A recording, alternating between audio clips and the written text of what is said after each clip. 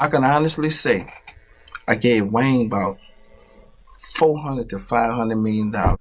Cap. I went to his house New Year's Eve 2 years ago, and I went to his house. I said, let's put this shit behind us. How much you want? That nigga said 50. All right, you had that shit in the morning, and we did that, and that was over with. Cap. Say fuck the Birdman and fuck Cash Money. You already know what it is. Fuck Cash Money. Nobody's bigger than the group. Y'all ain't stupid. I'm the one selling the records. They coming to see me. They coming to see the Temptations. Ain't nobody coming to see you, Otis.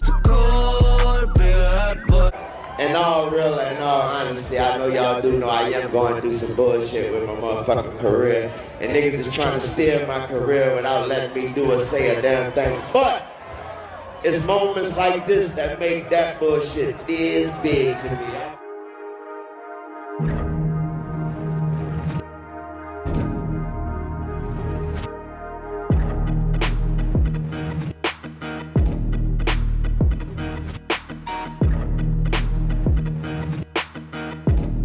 It's no secret that Wayne and Cash Money Records have had an on-again, off-again relationship when it comes to being cordial. As far as being a part of the label, that shit ended long ago. Let us not forget the infamous $50 million lawsuit in which Wayne was victorious. Check it, Dumpson. Check it out. Now, ain't this a bitch? Now, Lil Wayne about to be mad as a motherfucker in a few. He's about to find out that Birdman Sandusky spent his $51 million on Bugattis, iced out rollies, platinum dentures, gold encrusted Dragon Ball Z tattoos, and of course, iced out chapstick. Yes, ladies and gentlemen, we all know Birdman ain't trying to pay Lil Wayne before he paid that goddamn slave. He's probably going to be looking like Skeletor in a mink coat, clutching onto his Bugatti keys, a rich gang, bikini, 2-set piece, and probably a checkbook. Okay, he's not paying Lil Wayne. He don't want to, but the judge is trying to get this thing moving along. Now, Lil Wayne has been asking for months for Birdman to open up the Cash Money books that he could see where the fuck the money went, because Birdman is saying, ain't no money here, playboy. Okay? Now, Lil Wayne trying to figure out where the fuck the money went. Now, if you guys don't know, Universal gave Cash Money a $100 million check, which was supposed to be split with Lil Wayne, and he claims he didn't get none of it. So he's trying to see where that $100 million went. So he's asking the judge, open up the goddamn books. I want to see when the $100 million came in, where it went. Okay, now the judge actually agreed. The judge said, all right, bro, okay. You could go look in the Cash Money books. Just say, listen, don't be surprised if you see it was all spent on, I don't know, pinky rings, okay? Now, once he was actually granted access to go see it by a judge, Birdman comes to court with this excuse. Hey, judge, hey, playboy, let me holler at you, okay? We ain't got no books, okay? What a goddamn surprise. They say they ain't got no books for like 2 to 3 years, and the years in question that Lil Wayne wants to see. Cash Money claims they ain't got no type of financial records or nothing. Ain't that a bitch? Now, the judge says, yo, I'm not buying it. Okay, you get $100 million, you're a big-time company. If you don't create some books, if you don't track where the money went and get it on paper, we about to fuck y'all up. So basically, the judge has forced Birdman to get the books right in the next 30 days that they could efficiently track where the money was spent. Okay, Lil Wayne will then afterwards go through the books and find out what's up with the money and where did it go. Now, he could then strengthen his case by saying, yo, all this goddamn money went to like buying some nonsense and it didn't go to me. So that's where we're at in this case, man. I think a lot of you guys know that Birdman. Let us not forget the infamous tour bus shooting. If it was done right, would have ended the life of Lil Wayne. Who shot up tour buses belonging to rapper Lil Wayne, pleaded guilty and accepted a 10-year prison sentence. He had until today to take a deal. Channel 2's Cobb County Bureau Chief Ross Cavett live outside the courthouse with why the DA's tough stance on gang cases may have persuaded the gunman to take the deal. Man known on the streets as Pee Wee or Roscoe will spend 10 years in prison.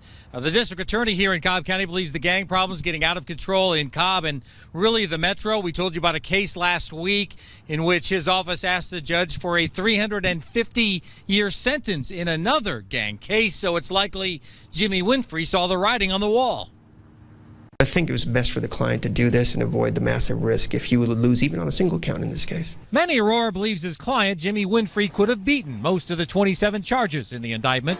But the prosecutorial mood against gangs and gang members in Cobb County is tough. Anytime you say the word gang and there's an African-American individual, prejudices rear their ugly head, and that's just the reality of the way it is. Winfrey will spend 10 years in prison for the April incident on I-285, where 2 buses belonging to the entourage for rapper Lil Wayne came under gunfire. Prosecutors say a simmering rap feud and gang tensions led to it. They believe they could pin Winfrey as the gunman.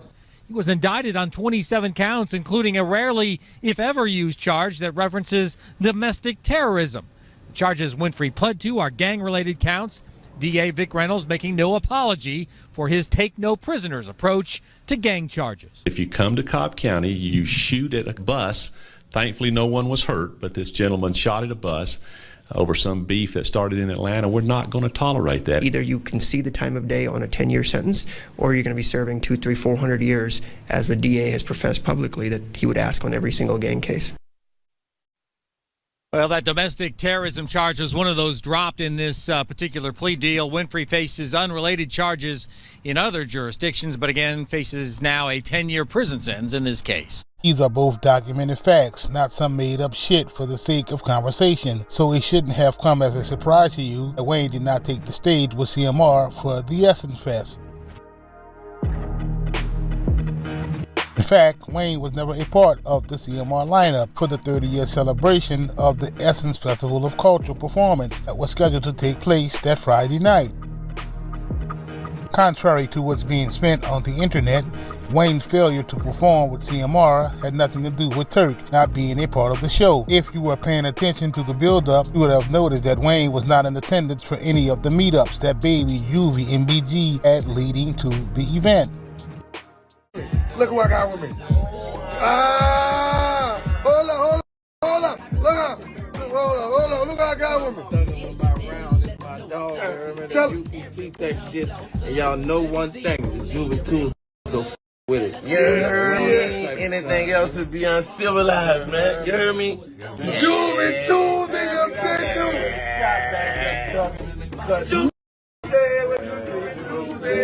Get that early, you heard me?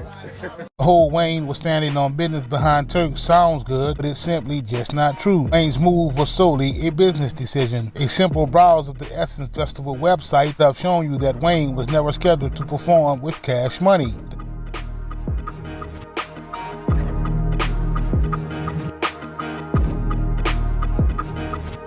The decision not to include Turk came weeks before the show's acts had even been finalized. Wayne didn't show up and realized that Turk was a performer and decided to not rock with CMR. That shit right there is ludicrous. The preparation that goes into a show is insane. Props, lighting, sound, the whole nine. Would have been next to impossible to throw something together for Lil Wayne that fast. BG and Turk's situation, however, would be an entirely different issue. The Doogie would take to IG Live to speak on it.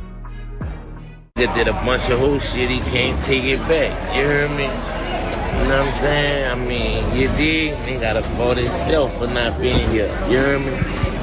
I know there's a lot of people that's gonna be like, oh, well, such and such, and oh, woo. Man, nigga know what he did last summer. You heard me? Nigga know what he did last summer. You heard me? And I'ma just leave it like that. You dig? You know what I'm saying? I know one thing though, I'm in this bitch. You heard me? Just will get into that bag. You heard me? Yeah. Shopper City. You know what I'm talking about? Real Shopper City, Cash Money shit, man. We in this bitch. You heard me? The whole Lil Wayne shit had Baby and his emotions feeling played. It was these emotions that would trigger Baby to express his feelings on stage.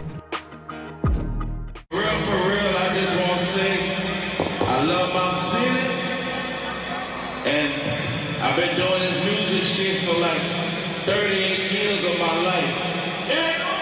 I put my soul into this shit. And every year, every day, I did this shit. It was painful for me because I lost Miss Gladys as a youngster. And I never recovered from that. But every day I woke up, I did this shit because I love this shit. And I was just trying to bless some young niggas who was heading in the direction I was heading. I swear to God on everything I love, and I love nothing more than Miss Gladys. I would never let my city down and be a pussy ass nigga for nobody. I love y'all. Of the iconic New Orleans-born record label, NOLA Now's Sean Bailey spoke to New Orleans rapper Juvenile about the performance and the 30 years of legacy. From the flashy bling-bling culture to multiple chart-topping hits, New Orleans' very own Cash Money Records set the stage for some of the city's biggest rap stars. On the New Orleans scale, we kind of had some crazy fans down here. Since its launch in the early 90s, the record label has produced an impressive roster of homegrown talent. Big names like New Orleans rappers Juvenile, Birdman, Lil Wayne, and Manny Fresh. And this year at Essence Fest, it's going to be real exciting, especially for us as a group. Many of those stars will reunite on stage in a performance honoring 30 years of Cash Money Millionaires, headlining Friday night's show inside the Superdome. When we get on stage, it's a party. And man, if you haven't been to a Cash Money party before, you will have one of the greatest experiences you ever had. With a legacy rooted in New Orleans and growing into a global hip-hop success, Juvenile says he's grateful to celebrate this special milestone right here in the city Cash Money helped to put on the map. I wasn't sure if everybody in these other cities was going to accept our music the way our own people accepted it. So to still be here and listening to these records and people all over the world enjoying them and singing them word for word, I think is one of the most biggest blessings of my life. You can also call it a Hot Boy summer, with many fans hoping for a Hot Boys reunion on the Essence Fest stage. Juvenile says the Cash Money supergroup is already on a roll, back in the studio working on new music. What can you tell me about the new project? We back up to our old tricks. We took a lot of old school songs and samples and stuff like that and revenged them and bounced them. We did a lot of different things. And while there's no word yet on a release date for the new project, he says to fans that it's definitely worth the wait. A lot of creative juices flowing, you know, just having opportunities to be in the studio with my guys, it means so much, right? So the kind of songs and the kind of music we make I feel it's going to be transcendent. So I just can't wait till we drop something. For Juvie, the celebration isn't slowing down anytime soon. He's already having a hot year, celebrating the 25th anniversary of his iconic album 400 Degrees. And right after Essence Fest, he's kicking off a new tour starting in New Orleans at the Donna Color Explosion on Sunday. So we celebrate 25 years of Back That Thing Up, and we traveling cross country, bringing that same energy to every city. For NOLA Now, I'm Sean Bailey.